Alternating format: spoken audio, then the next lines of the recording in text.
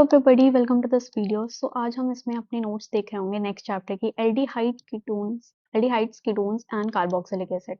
तो carboxylic acid की मैंने अलग पीडीएफ बनाई है जो कि तुम्हें डिस्क्रिप्शन में मिल रही होगी। पहले सुन लो ये नोट्स का फॉर्मेट क्या है, कैसे बनाई है, फिर उसके बाद जाके डाउनलोड कर लेना, तुम्हें इजीली समझ में आएगा। और मैं इसमें थोड़ा सा इंपॉर्टेंट टॉपिक बताने वाली हूँ तुम्हें, तो वो भी देखते हुए जाना।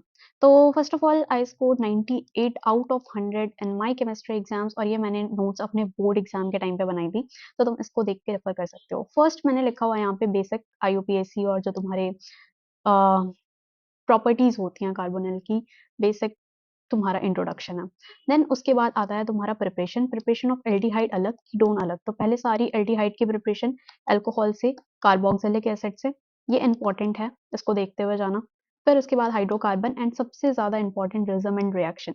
नेम रिएक्शन जितनी भी है इस चैप्टर में बहुत इंपॉर्टेंट है। ये थोड़ा लेंदी चैप्टर है बट अच्छा चैप्टर है, अगर अच्छे से पढ़ोगे तो समझ में आएगा। बाकी ये जो मैंने लिखी है ना यहाँ पे लैंग्वेज, वो भी पढ़ के जानी है। एग्जाम्पल बोर्ड्स में डायरेक्ट पूछता है तुमसे रोजामेंट रिएक्शन क्या है, तो ऐसे करके तुम्हें पूरा डाल के आना होगा। तो यहाँ पे मैंने छोटा सा प्रिपरेशन ऑफ एल्डिहाइड का एक फॉर्म में सीधे दिखा दिया है, तो यहाँ से याद कर सकते हो तुम।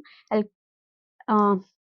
इथाइन से बन सकता है, अल्कोहल से बना सकते हैं हम, और तुम्हारा रिजमेंट रिएक्शन है। आगे चलते हैं, फिर उसके बाद डाइबाल एच से कैसे बनाते हैं, गेटरमैन कोच रिएक्शन इंपॉर्टेंट है।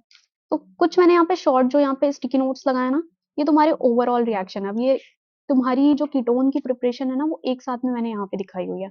तो पूरी रिएक्शन पढ़ के जस्ट सब रिविजन करने जाओगे ना बोर्ड्स के टाइम पे थोड़ी देर पहले, तो ये देखते हुए जाना, दिस इज इंपॉर्टेंट। फिर यहाँ पे तुम्हारी सारी कीटोन की प्रिपरेशन है, इंपॉर्टेंट है कीटोन की भी प्रिपरेशन और एल्डिहाइड की भी। फिर उसके बाद आता है तुम्हारा फिजिकल प्रॉपर्टीज। फिजिकल प्रॉपर्टीज के बाद केमिकल रिएक्शन, तीन लिखी है। पहले तुम्हारा बेसिक इंट्रोडक्शन, फिर प्रिपरेशन, उसके बाद तुम्हारी physical properties and chemical reaction. Chemical reaction भी इंपॉर्टेंट है, इसमें से रिएक्शंस आती हैं तुम्हारी, तो ये सारी रिएक्शंस तुम देख के जाओगे। इसमें से जो इंपॉर्टेंट रिएक्शन है वो क्लेमेंसन रिडक्शन है, वुल्फ क्रिश्नर है। इन दोनों में एक क्वेश्चन ये वाला आ जाता है। वुल्फ क्रिश्नर रिड्यूस किसको करता है, सिर्फ कार्बोनिल ग्रुप को करता है, बट क्लेमेंसन क्या करेगा, तुम्हें दोनों को ही रिड्यूस करके सीएल लगा देगा। तो दिस इज इंपॉर्टेंट, देखते हुए जाना क्या डिफरेंस है। उसके बाद जो बहुत ज्यादा क्वेश्चन आता है टॉलेंस टेस्ट पे और फेलिन पे, ये तो आएगा ही आएगा, तो इसको छोड़ते हुए मत जाना। और हेलो फॉर्म की भी रिएक्शन आ जाती है, तो पढ़ लेना यहाँ से। बाकी तुम्हें एक बार नोट्स खोल के इस बगल में एनसीईआरटी रखोगे ना, तो ज्यादा अच्छे से समझ में आएगा। फिर अब अल्फा हाइड्रोजन वाली भी बहुत इंपॉर्टेंट है। कुछ ही रिएक्शंस है इस चैप्टर में जो हमेशा आती हैं, तो प्लीज इसके साथ तो कॉम्प्रोमाइज करके मत जाना। एल्डोल कंडेंसेशन और कैनी ज़ेरो पढ़ते हुए जाना, क्या होती है अगर कोई रिएक्शन आ गई तो उसको बना पाओ तुम, ठीक है। तो ये पूरी मैकेनिज्म के साथ में लिखी हुई है। बाकी जितनी मैंने मैकेनिज्म लिखी है वही इंपॉर्टेंट है, उससे ज्यादा कुछ इंपॉर्टेंट नहीं है। फिर यहाँ पे एक ही फॉर्म में मैंने इलेक्ट्रोफिलिक सब्स्टिट्यूशन दिखा दिया है कि कैसे हो जाता है तुम्हारा सल्फोनेशन। नाइट्रेशन सिंपल है, तुम्हारे मेटा कार्बन पे हो जाता है यहाँ पे, ठीक है।